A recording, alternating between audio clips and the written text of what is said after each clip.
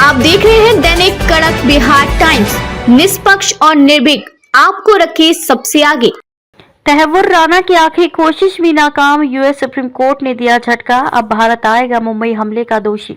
मुंबई आतंकी हमलों के गुनहगार तहव्वुर राणा को एक बार फिर झटका लगा है। भारत में अपने प्रत्यर्पण के खिलाफ अमेरिकी सुप्रीम कोर्ट में दायर उसकी याचिका खारिज कर दी गई है। याचिका में प्रताड़ना का दिखाया गया था डर।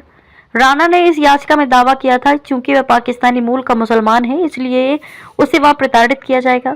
याचिका में राणा ने तर्क दिया कि भारत में मुकदमे का सामना करने के लिए उसके जिंदा बचे रहने की संभावना कम होगी।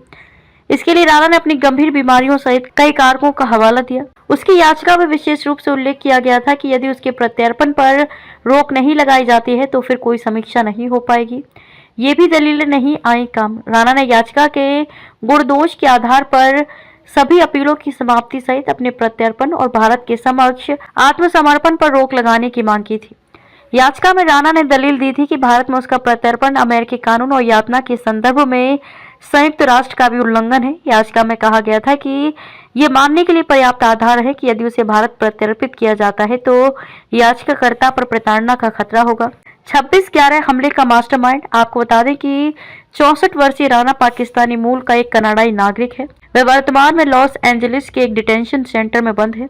राणा पर आरोप है कि 26/11 हमले के सिलसिले में उसने अपने सहयोगी डेविड कोलमैन हेडली की मदद की थी।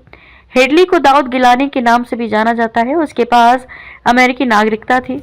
उसकी मां अमेरिकी और पिता पाकिस्तानी थे।